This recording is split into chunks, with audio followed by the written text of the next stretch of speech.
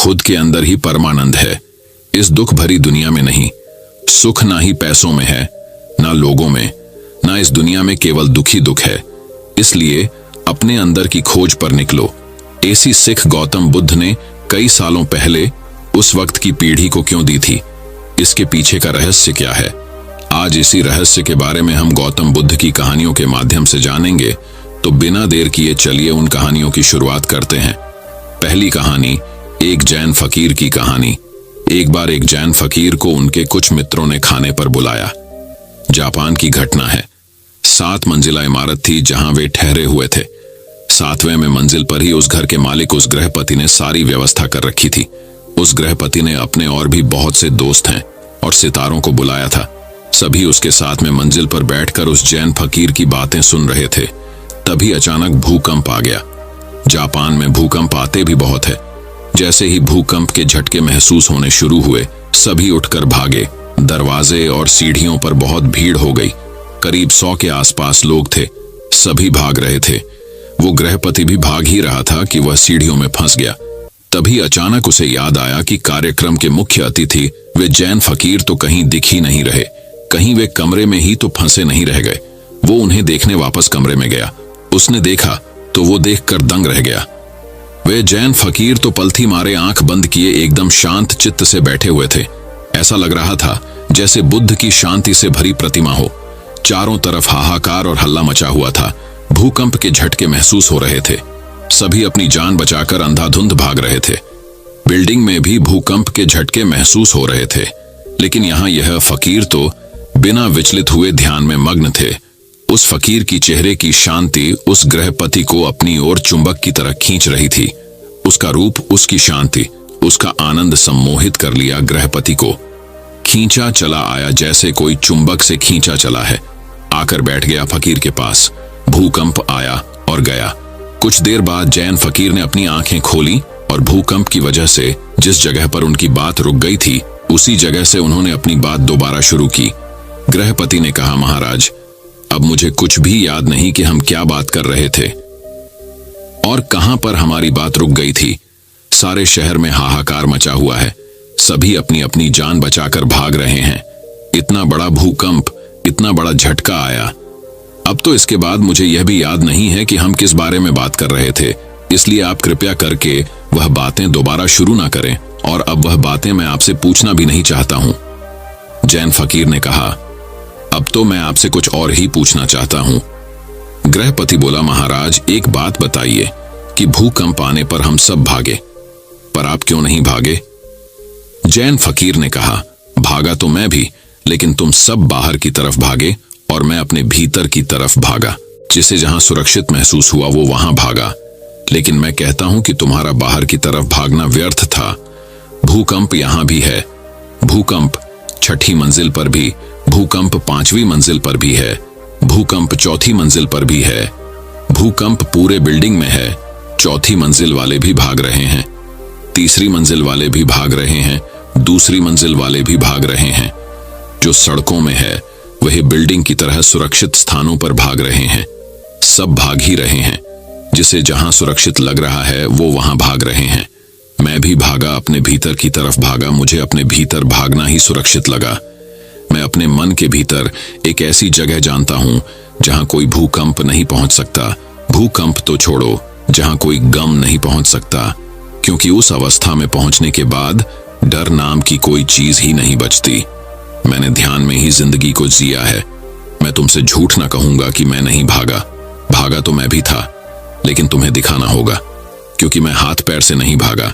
हाथ पैर से तो तब दूर भागते हैं जब बाहर की तरफ भागते हैं, जैसे सारे लोग भागे बाहर की तरफ, क्योंकि यह सब एक ही तरफ भागना जानते हैं। बाहर की तरफ भागना ही इनके लिए एकमात्र भागना है। लेकिन मुझे जैसे ही असुरक्षित लगा, मैं तुरंत ही अंदर की तरफ फिसल गया। और मैं तुमसे यह भी ना कहूंगा कि मैं डरा नहीं। मैं बहुत डर गया कि कहीं अपने भीतर से पहले ही मैं मर ना जाऊं, कहीं मेरे भीतर पहुंचने से पहले ही यह बिल्डिंग ढह ना जाए। मैं चिंतित था कि कहीं ध्यान में पहुंचने से पहले ही यह इमारत मुझ पर गिर ना जाए। लेकिन जब मैं एक बार उस अवस्था में पहुंच गया, फिर मुझे कोई चिंता ना रही। फिर किस बात की मौत? फिर तो केवल मेरा शरीर मरता, क्योंकि मेरा मन तो ध्यान में था। मैंने ध्यान में ही जिंदगी को जिया है और मैं ध्यान में ही मरना चाहता हूं। इसलिए जैसे ही मैं एक बार उस अवस्था में पहुंच गया, मैं निश्चिंत हो गया। एक दिन हम सभी मृत्यु को प्राप्त हो जाएं, क्योंकि मैंने अपने लक्ष्य को पा लिया था। मरने का क्या, मरना तो एक दिन सबको है, लेकिन कुछ ना समझ लोगों के लिए मृत्यु एक अभिशाप है। वह इसे गलत समझते हैं और इससे पीछा छुड़ाना चाहते हैं, जबकि सच्चाई यह है कि आपके जन्म से पहले जब आपने अपनी मां की कोख में विकसित होना शुरू किया था, उसी क्षण से आपने मरना शुरू कर दिया था। हर एक दिन बीतने के साथ आप मृत्यु के और करीब पहुंचते चले जाते हैं। ध्यान से देखा जाए तो हर एक सांस को अंदर लेना एक जीवन है और उसे छोड़ना मृत्यु। जिस प्रकार सूर्य का उदय होना इस बात को पक्का कर देता है कि उसका अस्त भी होगा, उसी प्रकार हमारा जन्म भी इस बात का संकेत है कि एक दिन हम सभी मृत्यु को प्राप्त हो जाएंगे। मैं तुम्हें कोई सिद्धांत नहीं सिखा रहा हूं, बल्कि शराब पिला रहा हूं। अंगूर से निचोड़ी हुई जुड़ी हुई नहीं, बल्कि आत्मा से जुड़ी हुई पियो, खूब पियो, नाचो, गाओ, हंसो, मुस्कुराओ और जीवन में जितने भी क्षण मिले अंदर की तरफ मुड़ जाओ। किसी भूकंप का इंतजार मत करना, क्योंकि भूकंप के समय वही अंदर जा पाते हैं जो रोज अंदर जाते रहते हैं, जिनका रोज आना जाना लगा रहता है। धन की चिंता की है तो मरते वक्त भी अंतर्धन की ही चिंता चलती रहेगी। मैं अंदर जा पाया क्योंकि मैं रोज जाता हूं और अंदर का यह रास्ता मेरे लिए प्रचलित था। यह मत सोचकर बैठो कि जिस दिन मृत्यु आएगी उस दिन ध्यान कर लेंगे, नहीं हो पाएगा। अगर जीवन भर धन की चिंता की है तो मरते वक्त भी अंतर्धन की ही चिंता चलती रहेगी। अगर पद की चिंता की है तो मरते वक्त भी और उच्च पद प्राप्त करने की लालसा लिए मरोगे, क्योंकि अपने पूरे जीवन में हम जो कुछ भी करते हैं, मरते वक्त वही सारे विचार और कर्म हमारे आंखों के सामने से छोटे रूप में गुजरते हैं। मरते वक्त एक बार हमारी पूरी जिंदगी हमारी आंखों के सामने से गुजर जाती है। संक्षिप्त में कहूं तो जिंदगी भर हम जो भी करते हैं, अंत समय में हम वही महसूस करते हैं। अगर हमने पूरी जिंदगी भर किसी को दुख पहुंचाया है तो अंत समय में भी उसके पश्चाताप में हम दुखी मन से ही मरेंगे। और अगर हमने जिंदगी भर अच्छे काम किए हैं तो अंत समय पर हमारे पास विचार करने के लिए अच्छी यादें होंगी और हम खुशी खुशी इस दुनिया को अलविदा कहेंगे। फकीर ने उस गृहपति से कहा, अगर तुम ध्यान में मरना चाहते हो तो ध्यान में जाना, ध्यान को जीना शुरू कर दो, ताकि मरते वक्त तुम्हें अपने भीतर जाने में तकलीफ ना हो और तुम ध्यान में ही इस दुनिया को अलविदा कहो। जीवन का संतुलन आवश्यक है। यदि जीवन का संतुलन बिगड़ा और थकान आई तो समझ लीजिए कि बीमारी आई, और यदि वापस ऊर्जा अर्जित करने के लिए विश्राम किया जा रहा है तो ऐसी थकान वरदान भी साबित हो सकती है। इन दिनों जिस तरह की हमारी जीवन शैली है, इसमें असंतुलन बहुत अधिक है। सुबह उठने से लेकर रात को सोने तक शरीर की कुछ नियमित क्रियाएं हैं, आदमी उसे भूल गया है।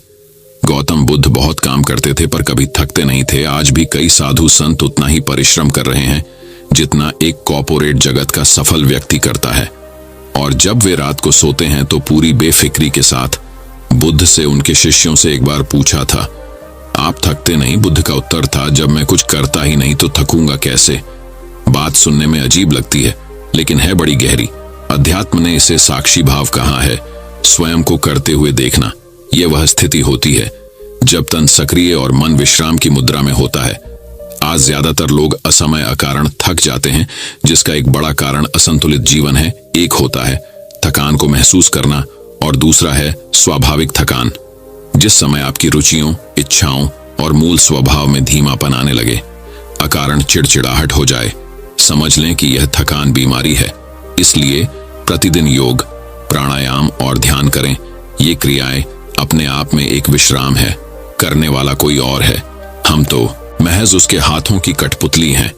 यह मनोभाव भी थकान को मिटाएगा। क्या दिक्कत है ऐसा सोच लेने में? तो अब दोस्तों चलिए बढ़ते हैं हमारे गौतम बुद्ध की दूसरी कहानी की तरफ। दूसरी कहानी, एक दिन ठेले पर भार अधिक होने के कारण रामू उसे ठीक से संभाल नहीं पाया और तेज गति से आती ट्रक से भिड़ गया। अगले ही पल उसकी मौत हो गई और उसके पीछे रह गई उसकी पत्नी जानकी और दो छोटे छोटे बच्चे गुड्डी और गुड्डू। एक तरफ रामू का अंतिम संस्कार किया जा रहा था और दूसरी तरफ उसके बच्चे बिलख रहे थे। नहीं इसलिए नहीं कि पापा मर गए थे, वे तो भूख से बिलख रहे थे। उन्होंने कई दिनों से पेट भर खाना नहीं खाया था और आज तो मुंह में एक निवाला भी नहीं गया था, सो भूख से रोए जा रहे थे। माँ माँ, कुछ खाने को दो ना। माँ, बड्ढी भूख लगी है माँ, कुछ दो ना कोई पत्थर दिल भी इस दृश्य को देखकर पसीज जाता, पर ढोसियों को भी दया आ गई। अगल बगल से खाना आ गया। बड़े दिनों बाद आज गुड्डी और गुड्डू पेट भर के खाना खा रहे थे। अजीब विरोधाभास था। एक तरफ लोग रामू की मौत पर दुहक व्यक्त कर रहे थे, वहीं दूसरी तरफ उसके अपने बच्चे बड़े चाव से भोजन कर रहे थे। जानकी ने अगले कुछ दिन इसी तरह से उधार लेकर और इधर उधर से मांगकर अपना और बच्चों का पेट पाला। लेकिन ये कब तक चलता? लोगों ने मदद करनी बंद कर दी। जानकी पागलों की तरह काम खोजने लगी, लेकिन तमाम कोशिशों के बावजूद भी किसी ने उसे काम नहीं दिया। जब थक हार कर घर लौटी तो बच्चे उम्मीद से उसकी तरफ देखने लगे। गुड्डू तुतलाती आवाज में बोला, क्या लाई हो माँ? जल्दी से खिला दो, भली भूख लगी है। माँ रो पड़ी और बच्चे समझ गए कि माँ के पास कुछ भी नहीं है। एक पल के लिए अजीब सा सन्नाटा पसर गया। फिर गुड्डी बोली, माँ, ये गुड्डू कब मरेगा? पागल हो गई है, ऐसा क्यों बोल रही है?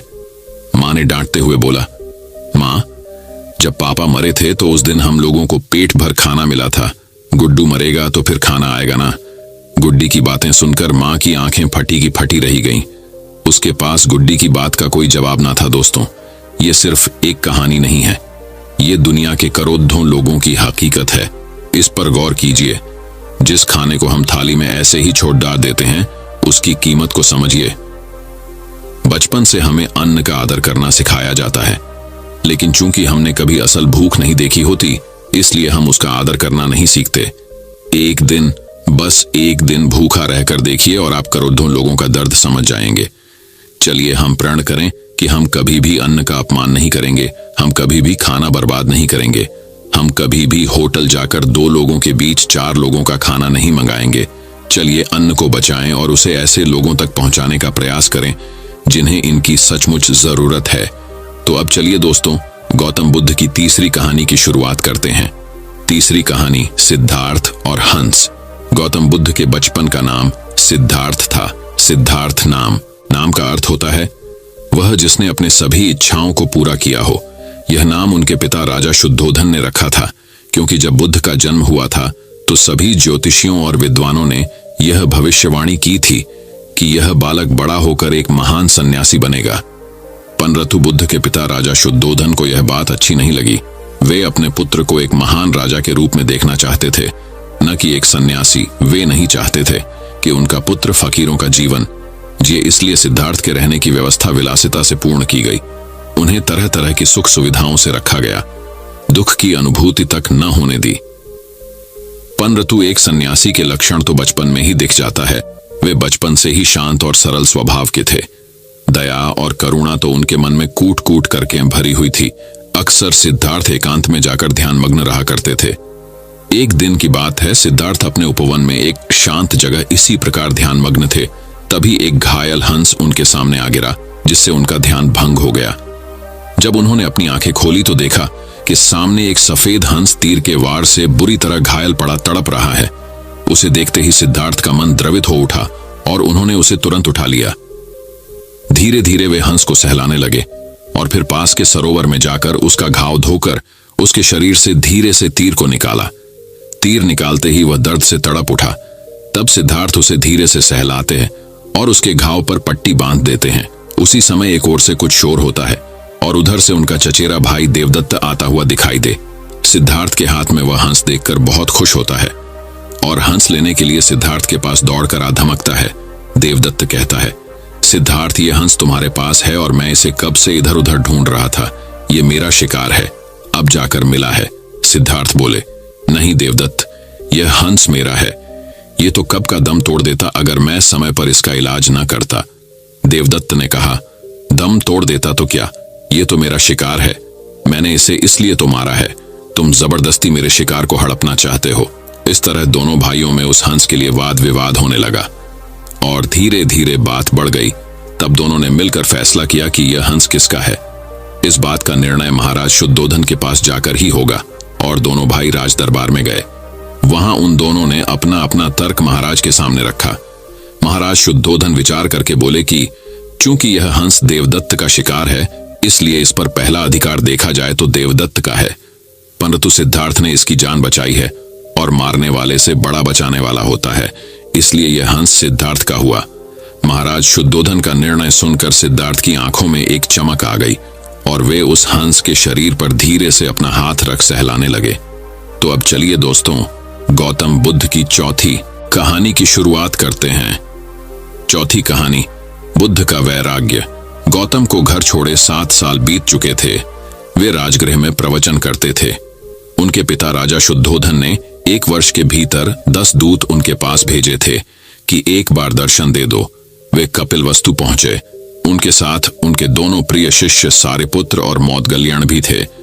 वहीं दोनों शिष्य जिनकी अस्थियां सांची के दूसरे स्तूप से मिली थीं, उन्होंने कपिलवस्तु के दक्षिणी छोर से भिक्षाटन शुरू किया। संघ के सैकड़ों लोग उनके साथ थे।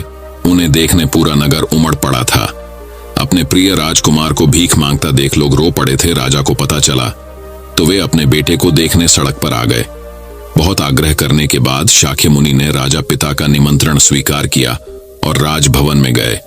राजा ने संघ के अन्य भिक्षुओं को भवन के विशेष परिसर में ठहराया। जब शुद्धोधन शाक्य मुनि का हाथ पकड़कर चल रहे थे तो अवश्य ही उनके चेहरे पर पिता होने का वह भाव आया होगा जो पुत्र का मार्गदर्शक होने के नैसर्गिक अधिकार से भरा होता है। खुद शाक्य मुनि इस अधिकार में हस्तक्षेप नहीं कर सकते थे। भवन में राहुल की माता यशोधरा के पास भी तुरंत यह संदेश पहुंचा कि गौतम लौट आए हैं, वे जाएं और अपने पति से मुलाकात करें। लेकिन यशोधरा ने इनकार कर दिया। गौतम उसे छोड़कर गए थे, आज लौटे हैं तो वह क्यों जाए भला उनका सत्कार करने। यशोधरा ने संदेश भिजवाया, यदि एक पल के लिए भी आर्यपुत्र ने मुझ में कोई गुण देखा हो तो वे स्वयं इस कक्ष तक आएंगे जहां से वे आधी रात बिना बताए चले गए थे। तथागत राहुल माता का संदेश पाकर उनके कक्ष की ओर बढ़े। उन्होंने दोनों शिष्यों से कहा, वे कुछ भी कहें कुछ भी करें, तुम दोनों शांत रहना, कोई प्रतिक्रिया मत करना, उन्हें सुरुचिपूर्ण वंदना करने देना। कमरे में तथागत अपनी शैली में बैठ गए। सारिपुत्र हमेशा की तरह उनकी दाईं और मौदगल्यायन उनकी बाईं ओर बैठे। यशोधरा आई, वे राजकुमारी नहीं दिख रही थीं। उन्होंने तथागत के चरण स्पर्श किए और उनके सामने बैठ गईं। कमरे में शांति थी। तभी राजा शुद्धोधन कमरे में आए। बेटे बहू को आमने सामने देख उन्होंने बेटे से कहा, भंते। यशोधरा ने सुना आपने काषाय वस्त्र धारण किया है तो उसने काषाय वस्त्र पहन लिए। उसने सुना आप एकाहारी हो गए हैं, वह भी एकाहारी हो गई। आपने उत्तम पलंग पर सोना त्याग दिया है तो इसने भी त्याग दिया। आपने माला का त्याग किया, गंध का त्याग किया तो इसने भी वह सब त्याग दिया। मायके वाले इसे संदेश भेजते हैं, वे इसे ले जाना चाहते हैं, लेकिन यह यहीं रहती है। इसी कक्ष में यह गुण की मूर्ति है। राजा स्नेह से अपनी बहू को देखते रहे। अचानक तथागत उठे, उस कक्ष से बाहर चले गए। शाक्य मुनि ने शिष्यों को शांत रहने को कहा था, लेकिन वे स्वयं उस कक्ष से बाहर चले गए। मैं हमेशा सोचता हूं उस पल क्या हुआ होगा, उनके मन के भीतर कैसे कैसे विचार उठते होंगे। क्या संबोधि एक लघु क्षण होता है, क्या दीर्घ क्षण, क्या संबोधि एक अनंत अभ्यास है, क्या संयम उसका गरुड़यान है। धम्मपद का 13वां श्लोक बार बार याद आता है, यथागारम दुछेन बुट्टी समति विभजति एवं अभावितम चित्तम राघो समति विभजति। घर की छत मजबूत न हो, सही तरह से उसे घास फूस से ढका न गया हो तो बरसात के दिनों में उसमें से पानी रिसता है, घर भर में फैल जाता है। उसी तरह ध्यान और एकाग्रता हमारे व्यक्तित्व की छत है। ध्यान और एकाग्रता जीवन को सार्थक करते हैं। दोस्तों, मैं उम्मीद करता हूं कि यह कहानी सुनने से आपके जीवन में अच्छे बदलाव आए होंगे। आपको इस वीडियो से क्या सीखने मिला ये कमेंट करके जरूर बताएं और अपने परिवार, दोस्तों या आपके करीबी इंसान के साथ ये कहानी शेयर करके उन्हें भी इस ज्ञान से परिचित करवाए। बाकी अगर आपको ये वीडियो दिल से अच्छी लगी हो तभी इस वीडियो को लाइक कर देना और आपने अब तक इस चैनल को सब्सक्राइब न किया हो तो चैनल को सब्सक्राइब भी जरूर कर देना। आपका हर दिन शुभ हो और खुशियों से आपका जीवन भरा रहे। धन्यवाद।